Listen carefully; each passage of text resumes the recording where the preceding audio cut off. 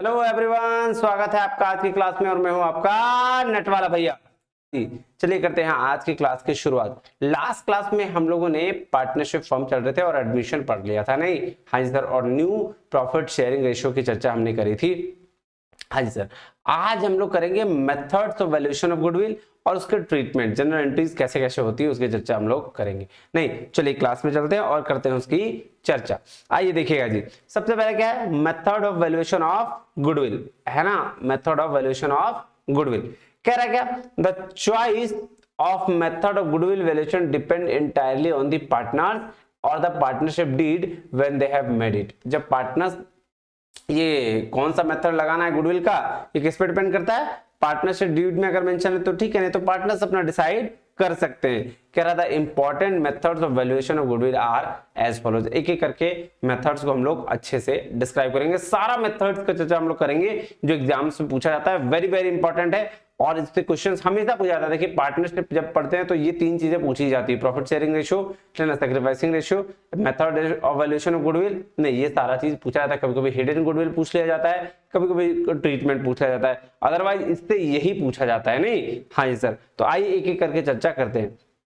सबसे पहले क्या? Average profit method. देखिएगा क्या बोल रहा है? बोल रहा है under this method goodwill is calculated at N agreed number of years purchase of the average profit of the past few years. जो कुछ पास्ट फ्यू ईयर्स में प्रॉफिट हुआ रहता है उस बेसिस पर हम क्या निकालते हैं? Average profit. और उस बेसिस पर हम नंबर ऑफ ईयर्स जितना दिया रहता है उसके बेसिस पर हम गुडविल का कैलकुलेशन करते हैं एवरेज प्रॉफिट मेथड में। हाँ जी सर। कह रहा है it is generally felt that a new business will not be able to earn any profit for the first few years of its operation. तो बोल रहा है ऐसा फील किया जाता है कि भाई पहला बिजनेस का पहला कुछ साल लोग प्रॉफिट नहीं कमाता है और इसी वजह से कहता है hence a buyer of a running business values its goodwill by multiplying the past average profit by the number of years during which he expects such profit to accrue।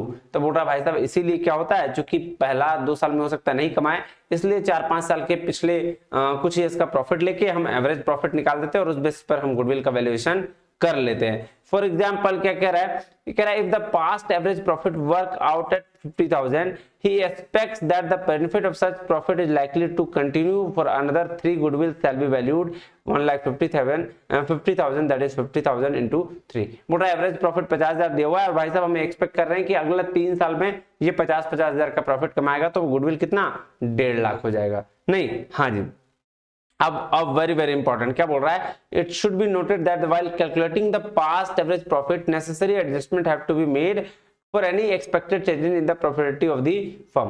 बोल रहा है कुछ ऐसे एडजस्टमेंट है जब आप पास्ट ईयर के base पर प्रॉफिट निकाल रहे होंगे, सॉरी एवरेज प्रॉफिट निकाल रहे होंगे, तो आपको कुछ कुछ एडजस्टमेंट का ध्यान रखना बहुत जरूरी है। क्या है? फॉर एग्जाम्पल कह रहा है, for example if it is expected that the certain expenses and losses are not likely to occur in future their amount should be added back to the average profit। बोल रहा है देखिए ऐसा है भाई साहब, कुछ ऐसा एक्सपेंस या कुछ ऐसा लॉस जो आपको फ्यूचर में अकर होगा नहीं, ठीक ध्यान दीजिएगा, कुछ फ्यूचर में अकर होगा नहीं तो उसको आपको क्या करना है? तुरंत ऐड कर लेना है। क्यों? क्योंकि आप ही समझिए, मान लेते हैं मेरा प्रॉफिट 50,000 रुपए का था, ठीक है? हाँ जी सर।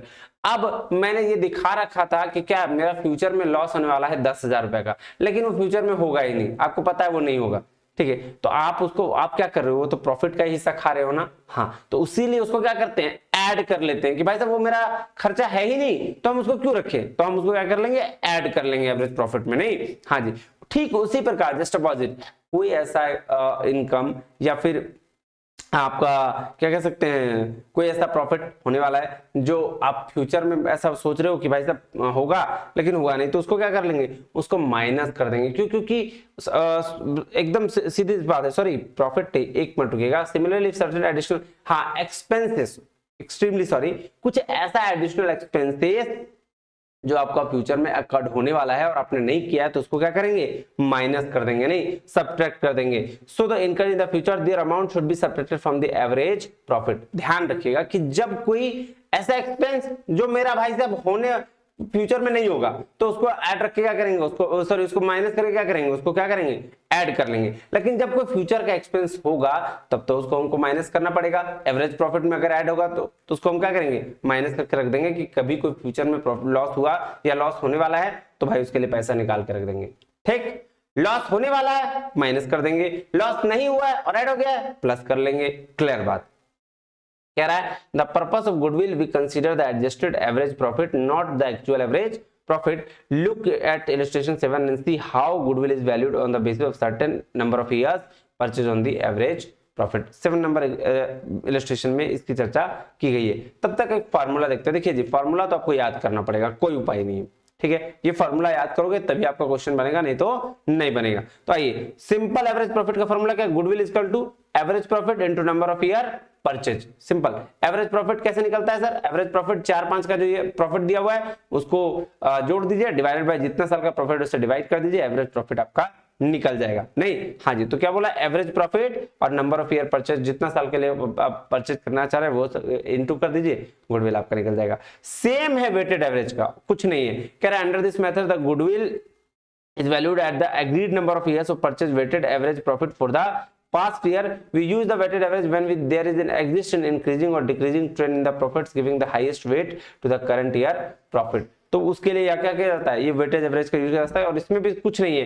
कह रहा weighted average profit into number of year purchase. अब देखिए एवरेज और वेटेड एवरेज प्रॉफिट बस यही फर्क है, बाकी निकालना इसको भी ऐसा ही है। आइए एक एग्जांपल के थ्रू इसको समझते हैं क्या कह रहा है, देखिएगा। कह रहा है ABC are in a partnership, sharing profit losses 3:2:1, 3:2:1 के रेशियो में है। Is decided that the goodwill of the firm is shall be calculated on the basis of 3 years purchase on the average profit of the preceding 4 years. The net profit for the last 4 year were 20,000, 24,000, 86 में 22,000 और 87 में 26,000 है। अब देखिए 4 साल का profit आपका past का दिया हुआ है। अब इससे हमको क्या एवरेज प्रॉफिट निकाल लेना है। एवरेज प्रॉफिट निकालने के लिए क्या करेंगे, चारों को जोड़कर डिवाइड 4 से कर देंगे। नहीं, देखिए एवरेज प्रॉफिट क्या कैसे निकला है, 4 इयर्स का जो प्रॉफिट था 20,000, 24,000, 22,000 और 26,000 उसको डिवाइड कर दिया 4 से और प्रॉफिट कितना आ गया, एवरेज प्रॉफिट 23,000। तो अब गुडविल का formula average profit into number of year purchase, कितने साल के लिए था सर, 3 साल के लिए था बोला गया। हाँ, तो देखिए 23,000 इंटू 3 69,000, ये क्या हो गया, ये हो गया जी आपका आंसर। अब देखिए दूसरा मेथड जो है वो है super profit method. Super profit method sir ऐसा मेथड है जो 2 तरीके से निकल सकता है। सुपर प्रॉफिट मेथड में हम एवरेज प्रॉफिट के बेस पर भी निकाल सकते हैं और दूसरा कैपिटल एम्प्लॉयड के बेस पर भी निकाल सकते हैं। आइए एक एक करके समझते हैं क्या बोल रहा है। बोल रहा है under this method it is assumed that the certain percentage of the capital employed is normal return in a similar type of business or industry.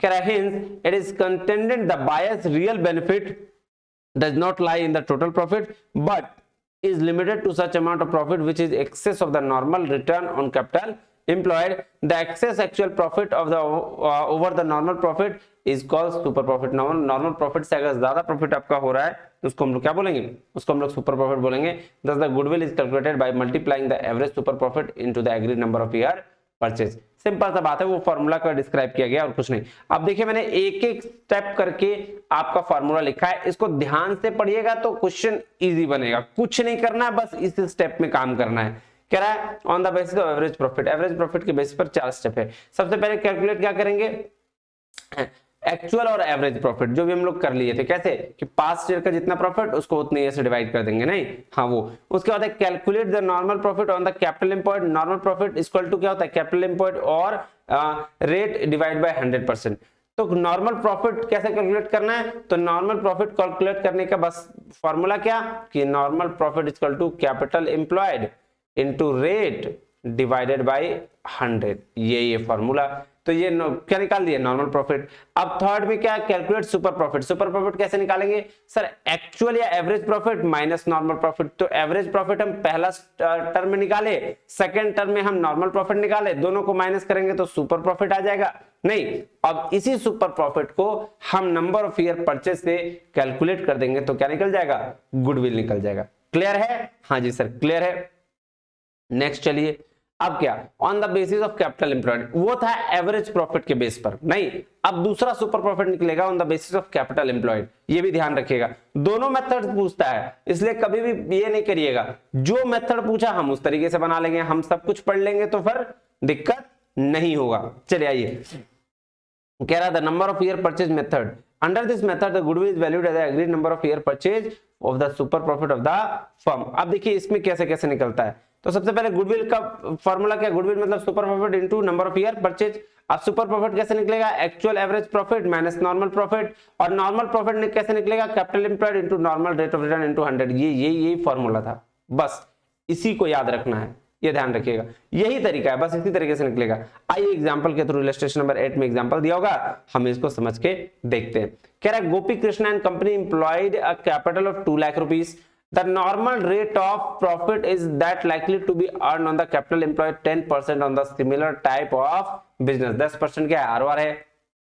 कह रहा है during the year 1989 the firm had made a profit of 39,000. It is anticipated that the admission of partner firm shall continue to earn the same amount of profit for another 4 years. So calculate the value of goodwill. देखिएगा जी, इसमें हमको ना average profit निकालने की जरूरत नहीं है, वो दे दिया गया है कि एवरेज प्रॉफिट 39,000 रुपए, इसीलिए इसमें दिक्कत नहीं है, एवरेज प्रॉफिट निकाल भी सकते हैं आप। बहुत बेसिक सा चीज है, आपको पता है कि जो 5 ईयर का प्रॉफिट दिया हो रहेगा, चाहे वो 3 हो 4 हो 5 साल, कितने साल का भी हो, सबको ऐड कर दीजिए, डिवाइड कर दीजिए जितने ईयर से दिया हुआ है उसे, तो आपका एवरेज प्रॉफिट निकल जाता है। ये बात तो आपको पता ही है।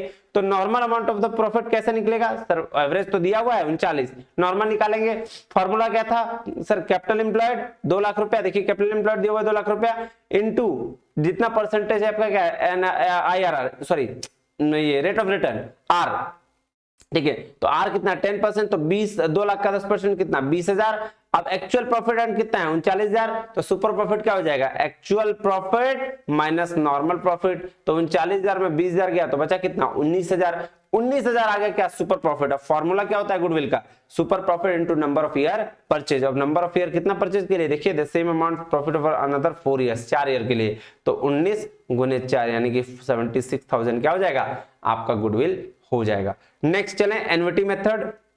देखिए जी एन्युटी मेथड में सिर्फ फार्मूला दिया गया है, फार्मूला आपको क्या करना है बस ये देखिएगा, ध्यान दीजिएगा, कभी भी एन्युटी मेथड देगा ना तो आपको डिस्काउंटिंग फैक्टर दे देगा, तो आपको टेंशन लेने की जरूरत नहीं है, आपको सिर्फ सुपर प्रॉफिट निकालना होगा। तो एन्युटी मेथड क्या बोलता है, goodwill equal to super profit into discounting factor. वैसे डिस्काउंटिंग फैक्टर नहीं भी दिया है तो आपको निकालने के लिए बस ये करना है 1 डिवाइडेड बाय 1 प्लस आई का पावर n, वेयर आई का मतलब होता है रेट डिवाइड बाय 100 और n मतलब नंबर ऑफ ईयर्स। तो ये बेसिक मेथड है, इसको भी कर लीजिएगा, कभी कभार क्वेश्चन में पूछ लिया जाता है, ठीक है। हाँ जी सर, अब नेक्स्ट चलें, नेक्स्ट है कैपिटलाइजेशन मेथड।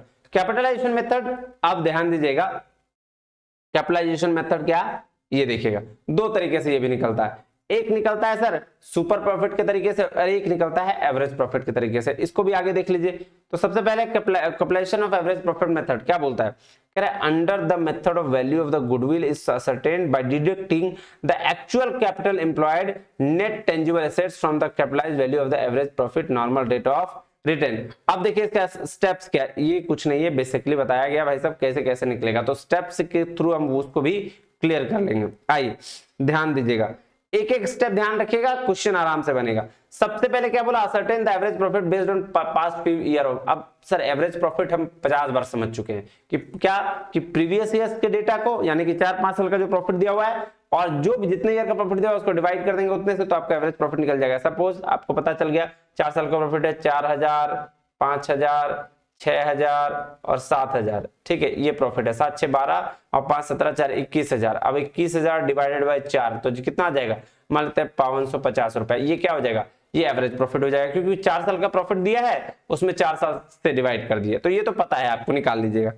दूसरा क्या है, दूसरा बोला capitalise the average profit on the basis of normal rate of return और ascertain the value of business as follows। अब वैल्यू ऑफ बिजनेस निकालना है, जिसको कैपिटल बोलते हैं। क्या बोलता है कि वैल्यू ऑफ बिजनेस कैसे निकालेंगे, एवरेज प्रॉफिट जो दिया हुआ है into 100 divided by normal rate. ये देखिएगा वैल्यू ऑफ द बिजनेस निकालना है, तो बिजनेस का वैल्यू मतलब कैपिटल एम्प्लॉयड की बात कर रहा है, तो ये कितना आपका ये क्या हो जाएगा, एवरेज प्रॉफिट जो आपने ये निकाला into 100 divided by normal rate, ये तो दिया हुआ रहेगा।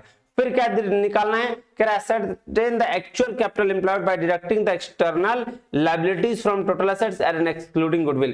अब देखिएगा बोल रहा है एक्चुअल कैपिटल एम्प्लॉयड निकालना है। पहले वो तो कैपिटल एम्प्लॉयड निकला, अब इसमें से एक एक्सटर्नल लायबिलिटी जो है उसको हटा देंगे टोटल एसेट्स में, एक्सक्लूडिंग गुडविल, गुडविल को एक्सक्लूड कर लेंगे। तो उसके बाद क्या, तो उसके बाद निकल जाएगा क्या, नेट टेंजिबल एसेट्स निकलेगा, इक्वल टू क्या हो जाता है, total tangible assets minus liabilities. इसी का फॉर्मूला है, थर्ड का ये फॉर्मूला है। अब फोर्थ नंबर में क्या बोला, ये जब निकल गया तो अब क्या करेंगे, certain the value of goodwill by deducting the net tangible assets from the capitalised value of business. तो इसका गुडविल का फॉर्मूला क्या, goodwill equal to capitalised value of the business minus net tangible assets. तो net tangible assets का भी formula दिया हुआ है और वैल्यू ऑफ बिजनेस का भी फॉर्मूला दिया हुआ है, दोनों को जब माइनस करिएगा तो आपका गुडविल आ जाएगा। आइए ऐसे तो नहीं समझ में आएगा, आपको एग्जाम्पल के थ्रू समझाते हैं। देखिए कितना इजी है, ठीक है। कह रहा था average profit of the partnership business worth 10,000, 10,000 क्या था, एवरेज प्रॉफिट था। The value of the net tangible assets 1 lakh रुपया, ठीक है। And it is expected that the normal rate of return on the capital invested in the same year type of business is 8%, calculate the goodwill. Capitalised value of goodwill कितना था जी, निकालना पड़ेगा। क्या कैसे निकलेगा सर, नेट टेंजिबल एसेट्स दिया हुआ है और into 100 divide by normal rate, यही वाला बात पढ़े थे हम। देखिए यहाँ पे ये देख लीजिए, है ना। हाँ जी सर, निकल गया कैपिटलाइज्ड वैल्यू ऑफ गुडविल कितना, 1,25,000। गुडविल निकालने के लिए क्या करना पड़ेगा सर, गुडविल निकालने के लिए फॉर्मूला था capitalised value of business minus net tangible assets. तो नेट टेंजिबल एसेट्स देखिए कितना दिया हुआ है यहाँ पे, नेट टेंजिबल एसेट्स 1 लाख रुपया दिया हुआ है, तो माइनस कर दीजिए 1,25,000 में 1 लाख गया तो वैल्यू ऑफ गुडविल कितना, 25,000। सिर्फ ये फालतू लग रहा है उतना देखने में, देख रहे हो हलवा है हलवा नहीं। हाँ तो ये प्रैक्टिस से आएगा, देखिए तुरंत कहिएगा तो नहीं होगा, आप एक दो क्वेश्चंस बनाइएगा, मैं प्रैक्टिस कराऊंगा, कुछ क्वेश्चंस के प्रैक्टिस कराऊंगा। अभी मैं बस समझाने के लिए आपको ये दे रहा हूं ताकि आप फॉर्मूलाज याद कर लो, फिर मैं जब एग्जाम्स आएंगे या फिर कुछ एक सीरीज में प्रैक्टिकल का भी लेके आऊंगा जिसमें बहुत सारे क्वेश्चन कराऊंगा, ठीक है, ये ध्यान रखिएगा। चलिए कैपिटलाइजेशन ऑफ सुपर मेथड्स, अब देखिए कैपिटलाइजेशन मेथड में सुपर प्रॉफिट मेथड से कैसे निकालेंगे। बोल रहा है एकदम goodwill shall computed as follows, देखिएगा क्या हो रहा है, goodwill can be ascertain capitalising the super profit directly in this case there is no need to work capitalised value of business at all. For example, continuing the illustration rate where the super profit 19,000 rupees at normal rate इतना। देखिए इसमें कुछ नहीं करना है, super profit जैसे average profit था वहां सुपर प्रॉफिट कैलकुलेट कर लीजिए और into 100 divide by normal rate आ गया क्या आपका गुडविल। गुडविल बराबर होता है super profit into 100 divide by normal rate. यहाँ पे कैपिटलाइजेशन वैल्यू की जरूरत नहीं पड़ती है, तो ये सिंपल सा इसका गुडविल का फॉर्मूला क्या हो गया, goodwill equal to super profit into 100 divide by normal rate. Normal rate तो तुमका आपका 8% दिया हुआ है, सुपर प्रॉफिट निकाल के 19,000 दिया हुआ है। अगर सुपर प्रॉफिट नहीं भी दिया हुआ है तो आपको पता है कैसे निकालना है super profit, actual average profit minus normal profit. अब नॉर्मल प्रॉफिट आपको दिया होगा और एक्चुअल एवरेज प्रॉफिट आप निकाल लेंगे तो दोनों को माइनस करेंगे तो ये क्या आ जाएगा, सुपर प्रॉफिट आ जाएगा। ध्यान है। हाँ तो अभी जैसा क्वेश्चन में दिया गया है हम वैसा करते हैं, सुपर प्रॉफिट भी दिया गया है, नॉर्मल रेट भी दिया गया है, तो उसका फॉर्मूला पुट करके आंसर ले आते हैं। आंसर कितना, 2,37,500 हो जाएगा। क्लियर है। हाँ जी सर, ये तो बहुत अच्छे से क्लियर है। चले हाँ जी सर, अब देखिए अब हम लोग जर्नल एंट्री देखते हैं। बेसिक जर्नल एंट्रीज है, एक बार इसको ध्यान में जरूर रखिएगा क्योंकि क्वेश्चन इससे पूछा जा सकता है। तो ट्रीटमेंट ऑफ गुडविल क्या बोल रहा है, अब इसमें 4 केस है, पहले पहला 2 केस है। पहला है कि जब गुडविल अपीयर होता है बुक्स में, जब बुक्स में गुडविल को मेंशन करता है, दूसरा नहीं अपीयर होता है। तो पहला केस क्या हो गया, जब अपीयर नहीं होता है। अब जब अपीयर नहीं होता है तो इसमें 4 केस, 4 पॉइंट बनते हैं। पहला क्या, पहला पॉइंट है जी जब गुडविल प्राइवेटली लेके आता है। जैसे देखिए जब कोई पार्टनर एंटर कर रहा है, ठीक है, अब पार्टनर एंटर कर रहा है और पार्टनर जो एग्जिस्टिंग पार्टनर है उनको मन नहीं है कि भाई वो गुडविल को बुक में दिखाए, बोलेंगे भाई मेरा वैल्यू हम अपने पास ही रख लेंगे, कोई दिक्कत नहीं, तो हमको प्राइवेटली दे दो। तो जब प्राइवेटली ले आएगा कोई पार्टनर तो उसकी कोई भी जर्नल एंट्री पास नहीं होगी। अब आ जाइए बी नंबर में। बी नंबर केस क्या बोलता है, बोलता है when the new partner brings his share of goodwill in cash. देखिएगा ये क्या था, प्राइवेटली दिया कोई मतलब नहीं, लेकिन जब गुडविल कैश में लेके आएगा, ठीक है, तो उसकी क्या क्या एंट्री होगी आइए देखते हैं। तो जब गुडविल कैश में कौन लेके आएगा, न्यू पार्टनर, तो उसका पहला एंट्री क्या होगा, बोलता है when the amount of goodwill is retained in the business. अगर बिजनेस में रखा जाएगा तो उसकी क्या एंट्री होगी। For the capital and the share of goodwill brought by new partner journal entry. जब नया पार्टनर लेके आएगा तो उसकी एंट्री होगी कैश अकाउंट या bank account debit to new partner to premium for goodwill. और जब एडजस्ट करना होगा इसको सैक्रिफाइसिंग पार्टनर से तो उसकी एंट्री क्या होगी, premium for goodwill account to sacrificing partner capital account. ये ध्यान रखिएगा, पहला केस क्या था सर, पहला केस क्या था, ये बुक में अपीयर नहीं होना है। उसमें से एक केस क्या था सर, जब गुडविल में नया पार्टनर प्राइवेटली दे दे, ठीक है, तब तो उसका कोई एंट्री पास ही होने का। दूसरा क्या था, बी नंबर, बोला नया पार्टनर आया लेकिन कैश में लेके आया, और कैश में लेके आया तो क्या उसको बिजनेस में रखा कि नहीं रखा, तो बोला when the amount of goodwill retain, business में इसको रखा। अब जब बिजनेस में रखा तो दो एंट्री, क्या, एक नया पार्टनर जो आएगा गुडविल लेके उसका एंट्री, और एक सेक्रीफाइसिंग पार्टनर को जो दे देगा उसका एंट्री। तो ये दोनों एंट्री हो गया। अब चलिए इसमें दूसरा केस क्या है, कह रहा when the amount of goodwill withdrawn bye all partners. अब देखिए, क्योंकि ये तो पार्टनर्स की, एग्जिस्टिंग पार्टनर की मर्जी है ना कि भाई वो पैसा को रखे बिजनेस में या खुद निकाल ले। तो बोल रहा है यहाँ क्या, दूसरा बी ऑप्शन का दूसरा नंबर केस क्या बनता है कि सर गुडविल विड्रॉ कर लिया, ऑल पार्टनर्स क्या कर लिया, निकाल लिया, अपने बिजनेस में नहीं लगाया, तो उसका एंट्री कैसे, bank account debit to premium of goodwill, यही होगा इसका एंट्री, नहीं। हाँ जी सर, और एडजस्ट करना है सेक्रीफाइसिंग पार्टनर में तो same, premium for goodwill to sacrificing partner account, और premium for goodwill withdrawn by all partner, अगर ये निकाल लिया तो sacrificing partner capital account debit to bank हो जाता है। ये देखिएगा, ये आपका दो केस बन गया उसमें। अब सी नंबर तीसरा, किसमें, जब अपीयर नहीं हो रहा है तो उसकी बात कर रहा हूं मैं। फिर सी नंबर पे क्या बोल रहा है, when the new partner brings his share of goodwill in kind, kind मतलब किसी अदर फॉर्म में लाता है। एक तो भाई प्राइवेटली दे दिया, खत्म कहानी। दूसरा कैश में लेके आया तो उसके वो एंट्री हो गए। तीसरा किसी काइंड में ला रहा है, मतलब काइंड मतलब एसेट में लेके आएगा, किसी अदर फॉर्म में लेके आएगा, तो उसकी एंट्री क्या पास होगी, इसकी चर्चा करनी है। कहता है for assets brought by in the incoming partner. अब जो कोई पार्टनर लेके आ रहा है, बोल रहा है भाई हम एसेट ही लेके आते हैं गुडविल के नाम पर, बोला ठीक लेके आओ, तो उसका क्या होगा, asset account debit to incoming partner capital to premium for goodwill account. अब ये जब लेके आ गया तो एडजस्ट कर रहा है सेक्रीफाइस पार्टनर से, तो उसका एंट्री क्या होगा, premium for goodwill account debit to sacrifice partner capital account. बस इसको ध्यान में रखना है, लोड नहीं लेना है, नहीं। हाँ, अब बोल रहा है डी नंबर, इसी का डी नंबर क्या बोल रहा है, when the new partner does not bring share और गुडविल इन कैश। अब देखो, जब गुडविल कैश में नहीं ला रहा है तो इसका एंट्री क्या होगा, incoming partner capital account debit अपने शेयर के लिए to sacrificing partner capital account. ये क्या हो गया, ये पहला जब बुक में अपीयर नहीं है, ठीक है, तब उसकी। अब दूसरा केस था क्या sir, when goodwill appear in the books, जब बुक्स में गुडविल अपीयर है उसका क्या होता है, कह रहा है when goodwill already appears in the books it appears in asset side of the balance sheet at the time of admission of the partner, it is written off among all partners in the all profit sharing ratio। ये ध्यान दीजिएगा। अब किसके भी कुछ case हैं, क्या बोल रहा है, पहला केस क्या है, बोल रहा है when goodwill appears in the old balance sheet and incoming partner brings in premium goodwill for the full or in part. देखिए, पुराने बैलेंस शीट होंगे, बिल्कुल होगा सर, पुराना पार्टनरशिप जब एग्जिस्टिंग चल रहा है तो बैलेंस शीट तो बना ही होगा, तो उसमें अगर क्या कर रहा है, उसमें अगर मेंशन है क्या, गुडविल, और नया पार्टनर भी गुडविल लेके आ रहा है, तो उसकी एंट्री क्या करेंगे, तो उसको क्या करना पड़ेगा हमको, एग्जिस्टिंग एंट्री जो है, जो पुराना एंट्री, उसको राइटिंग रिटर्न ऑफ करना पड़ेगा, उसको खत्म करना पड़ेगा। तो क्या होगा एंट्री, ऑल पार्टनर अकाउंट या current account debit to goodwill account, निकाल लेगा ऑल प्रॉफिट शेयरिंग रेशियो में, बिल्कुल। अब premium for goodwill brought by new partner, नया पार्टनर गुडविल लेके आएगा, उसका एंट्री हो जाएगा कैश या bank account debit to premium for goodwill, क्योंकि गुडविल लेके आ रहा है नया पार्टनर। हाँ, तो ये चीज ध्यान में रखिएगा कि भाई जब बुक में ऑलरेडी मेंशन है, जैसे मान लेते हैं पुराना पार्टनर है, ध्यान समझिएगा, एकदम समझने वाली चीज है, क्या कि मान लेते हैं पुराना पार्टनर क्या कर रहा है, वो बैलेंस शीट बनाता होगा, profit and loss trading period balance तब बनाता होगा, हाँ बनाता होगा, तो बैलेंस शीट में गुडविल को मेंशन किया होगा, हाँ मेंशन किया होगा। तो जब वो मेंशन किया होगा तो भाई साहब नया पार्टनर भी गुडविल लेके आएगा, तो वो क्या करेगा, तो वो क्या करेगा कि सबसे पहले जो पुराना गुडविल वो जो लिखा हुआ मेंशन है उसको रिटर्न ऑफ करेगा, मतलब अपने में बांट लेगा।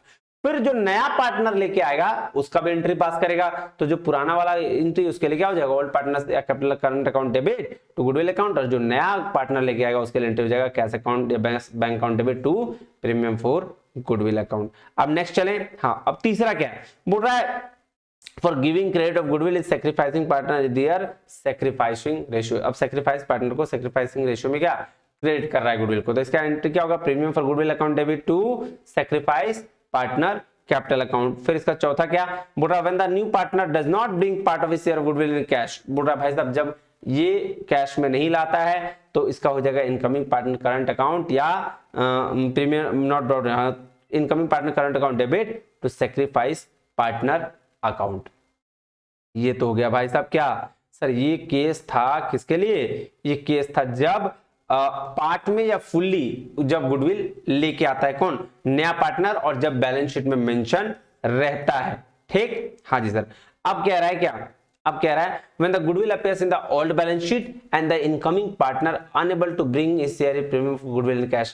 बोल रहा भाई साहब गुडविल तो मेंशन है पुराने बैलेंस शीट में, ठीक है, लेकिन नया पार्टनर जो वो कैश में गुडविल नहीं ला रहा है, तो क्या क्या एंट्री बन सकता है। तो सबसे पहले भाई राइट ऑफ करेगा, बेसिक चीज कि भाई पुराना जो गुडविल है उसको राइट ऑफ कर दो, तो ओल्ड पार्टनर अकाउंट या current account debit to goodwill account.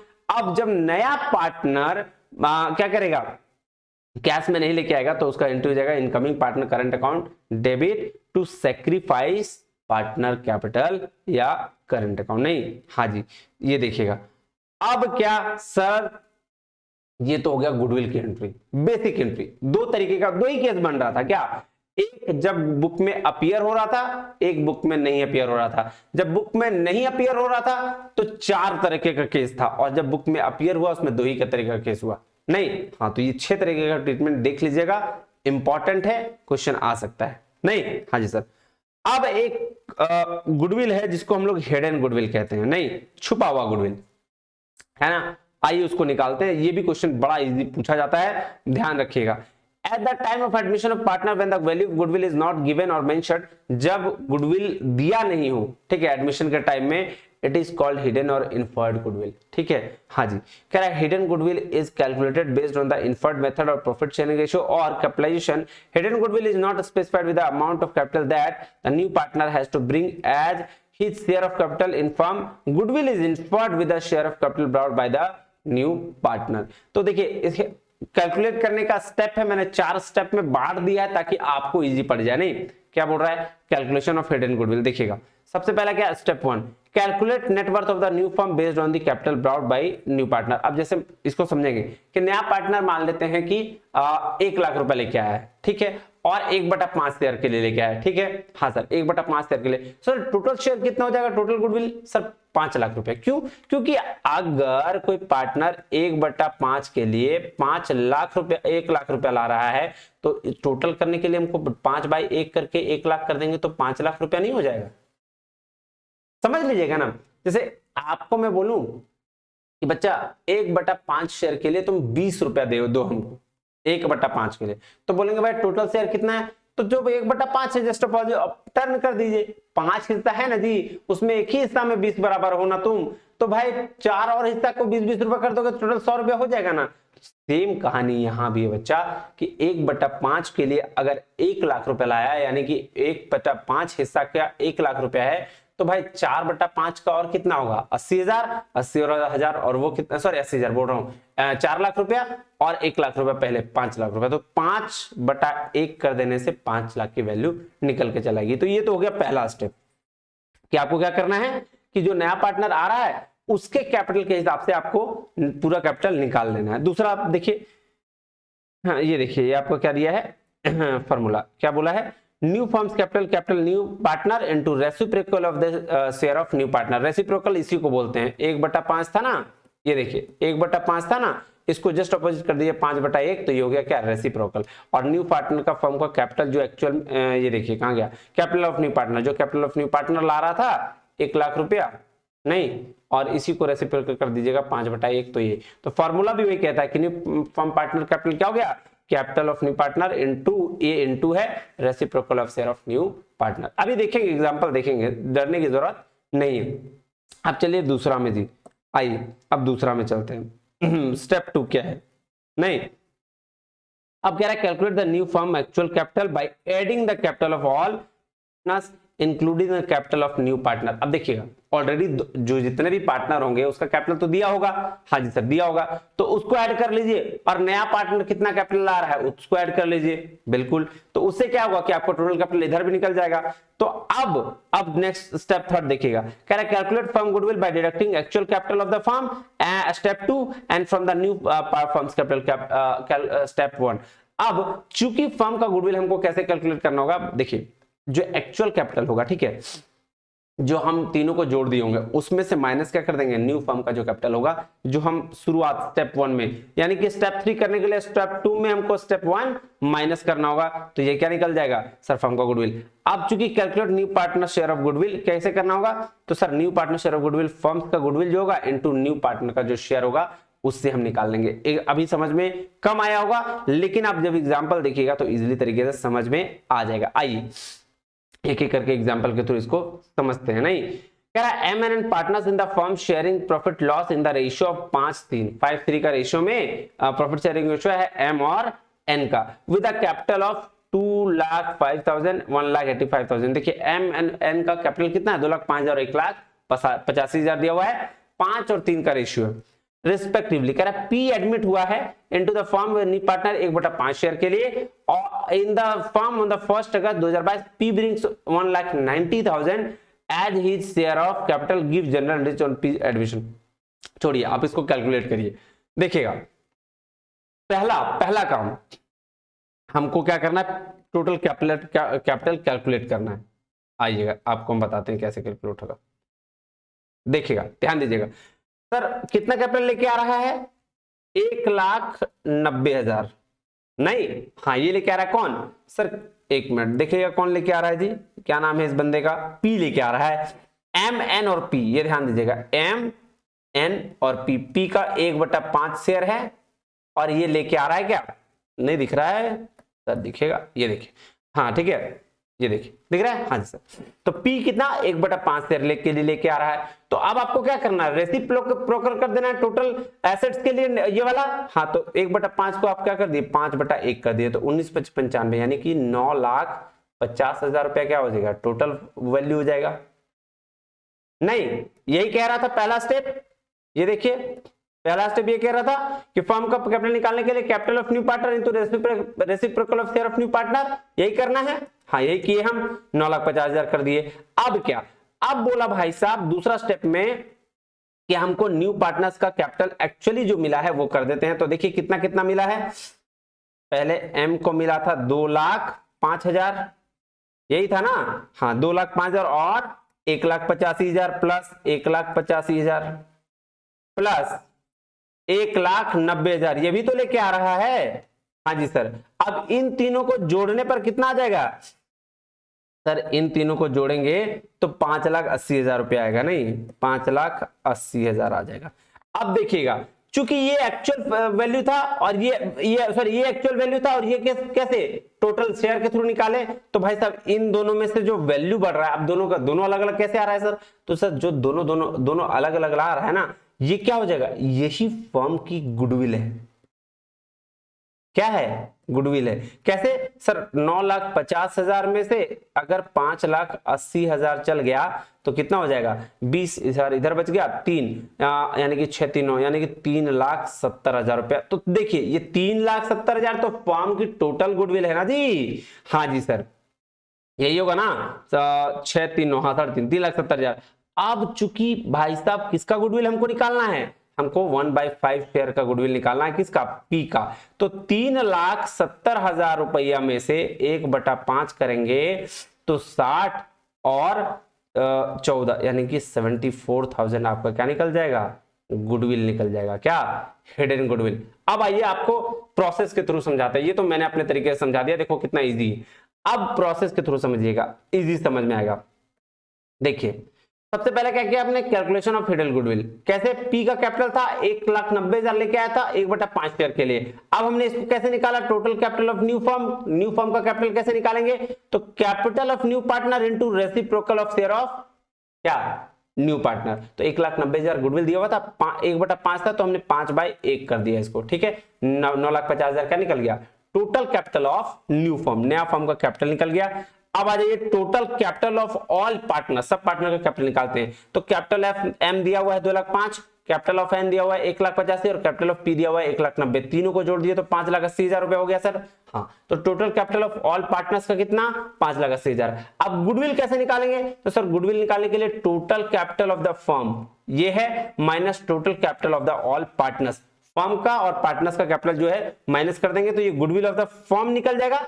Firm की गुडविल कितना, 3,70,000 रुपए।